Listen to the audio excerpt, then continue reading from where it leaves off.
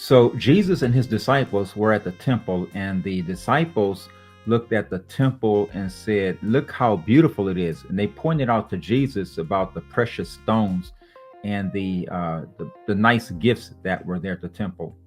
And Jesus answered them with shocking words. I'll read it to you in the 21st chapter of Luke, the fourth verse, or fifth verse, actually. It says this.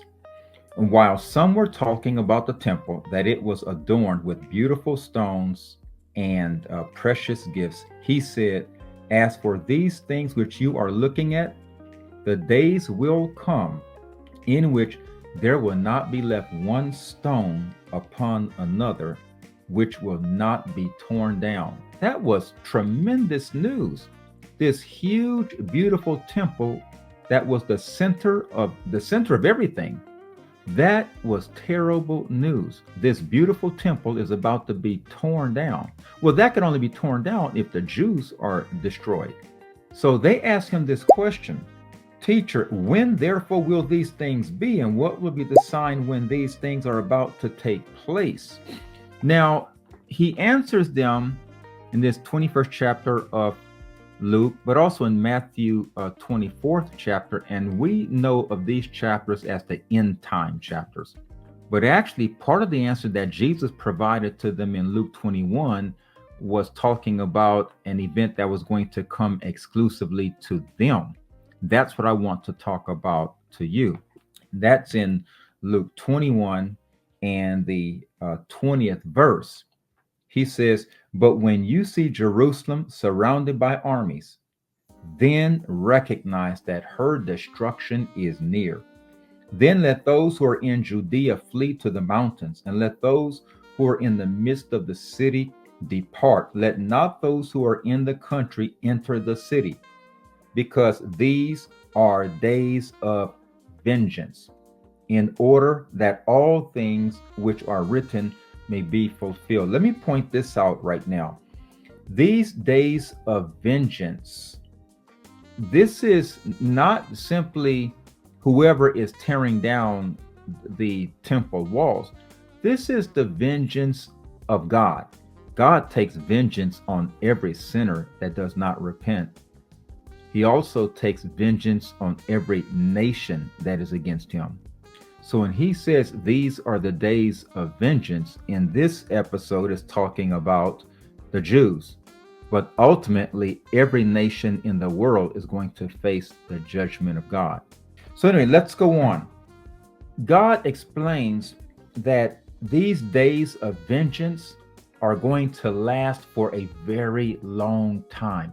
It's not just the destruction of the temple or the destruction of Jerusalem. This is talking about an ongoing destruction. How do we know? Because Jesus says, "These are days of vengeance, in order that all things which are written may be fulfilled." All things. So these days of vengeance are going to facilitate all things that are fulfilled. Now, what we're talking about in our study is the unconditional promises of God coming to pass for Abraham, Isaac, Jacob, and David. So let's go on.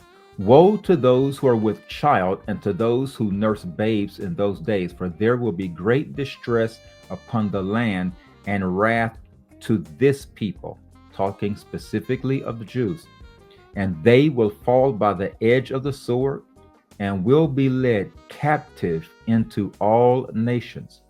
And Jerusalem will be trampled underfoot by the Gentiles." How long? "Until the times of the Gentiles be fulfilled."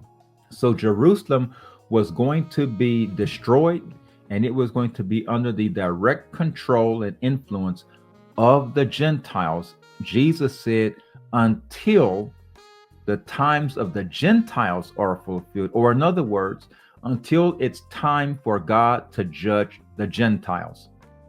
So that lets you know that Jerusalem plays a crucial, pivotal point in being a prophetical marker for us to know when, or approximately when, the Lord is going to return. Of course, he said nobody knows the day or the hour, but he did say we should know the seasons. He actually rebuked the Pharisees for not knowing the time of their own visitation. Now, although this was shocking news to the Jews, it's not the first time they'd heard something like this. Now, it was the first time they had heard someone speak in specifics about how judgment would come and what it would entail and how long it would last. But it was not the first time they had heard that they would be cursed. So let me take you back to when Moses spoke to them in more generic terms, because Jesus was simply drilling down to what Moses had said. So in Deuteronomy 28, Moses gave them probably 13, 14 verses of the blessings that would come upon them if they served the Lord. But then he went on in the rest of that chapter and said, here's what's going to happen to you if you do not obey. And one of the things that would occur if they did not obey would be they would be exiled. So let's look at the 15th verse. It says this: but it shall come about, if you will not obey the Lord your God, to observe to do all his commandments and his statutes, with which I charge you today, that all these curses shall come upon you and overtake you. Now I want to pull out one or two specifically, and that's in verses 64 and 65, and then we'll go on. He says, moreover, the Lord will scatter you among all peoples, from one end of the earth to the other end of the earth. And there you shall serve other gods, wood and stone, which you or your fathers have not known. And among those nations you shall find no rest. Man, isn't that the truth? Isn't that what has happened to the Jews? And there shall be no resting place for the sole of your foot. But there the Lord will give you a trembling heart, failing of eyes, and despair of soul. That, unfortunately, sadly, that is exactly what has happened to the Jews when they were scattered. And we'll get into that in the next lesson. When they were scattered, wherever they went, they were hounded. And we're going to talk more about that. But here Jesus was telling them that that judgment that Moses prophesied upon you, it's coming. It's closer than you think. And you and I are going to talk about this in the next lesson. Now, before we go on, it's important for me to remind you that this threat that Jesus was talking about, this prophecy of utter destruction upon that temple, it was because of their disobedience to the Lord that they were going to be scattered. But remember, that scattering would only be for a time, because God had made an unconditional promise to Abraham that he would give him physical land, the land that we call Palestine. Abraham was given that promise. Isaac was given that promise. Jacob was given that promise. Jacob prophesied to Judah that the promise would come through him. And then that same promise was given to King David, and God enlarged upon that promise by letting him know that a king, an eternal king, would come through him that would bring these promises to fruition. Then I gave you Matthew 1:1 that gave you the genealogy that tied together Jesus, Abraham, and David, because the promise of the kingdom was given to Abraham and David.